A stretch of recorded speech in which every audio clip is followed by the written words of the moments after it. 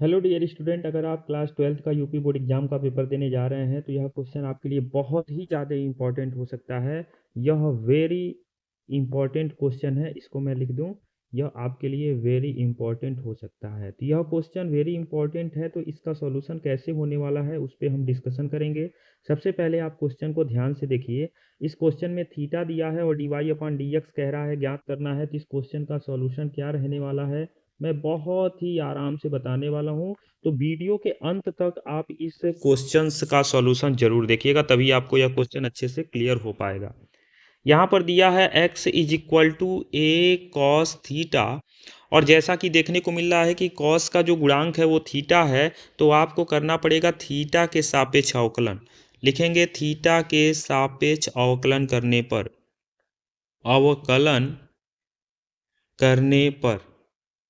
और जब थीटा के सापेक्ष आप अवकलन कीजिएगा तो वहाँ पर आपको मिल जाएगा d upon d theta is equal to d upon d theta x is equal to, a को बाहर निकाल देंगे क्योंकि अचर पद है, डी अपान डी थीटा, और ये बन जाएगा कॉस थीटा।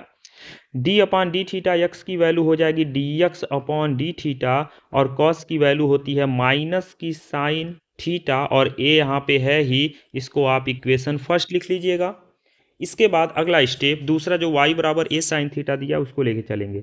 तो y बराबर ए साइन थीटा के लिए वही सेम काम करेंगे कि थीटा के सापेक्ष अवकलन करने पर, लिखेंगे थीटा के सापेक्ष अवकलन करने पर, और जब थीटा के सापेक्ष अवकलन कीजिएगा तो क्या होने वाला है, ये बन जाएगा d upon d theta y is equal to, a को बाहर करेंगे डी अपान डी थीटा, और ये बन जाएगा साइन थीटा, और d upon d theta y की वैल्यू हो जाएगी d y upon d theta, और ए को बाहर करेंगे साइन थीटा की वैल्यू होती है कॉस थीटा। इसको हम लिख लेंगे इक्वेशन सेकेंड। क्लियर है यहाँ तक। अब इक्वेशन सेकेंड, चूंकि यहाँ पे बोला है डी वाई पहले आना है तो डी वाई दूसरे में है, तो लिखेंगे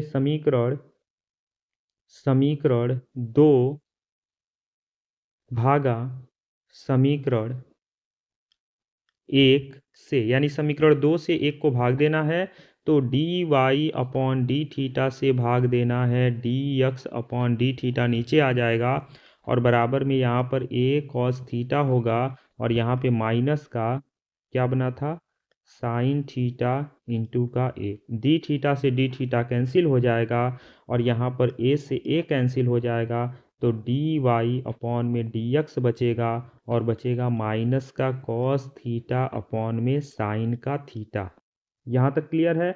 और आपको यह वैल्यू पता है, क्या पता है कि अगर ऊपर कॉस है नीचे साइन है तो वो आपका कॉट बन जाता है, तो माइनस के साथ बन जाएगा कॉट थीटा, और ये आपका आंसर हो जाएगा। आई होप यह क्वेश्चन आपको बहुत अच्छे से समझ में आया होगा।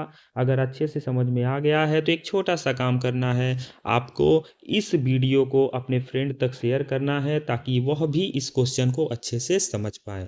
धन्यवाद।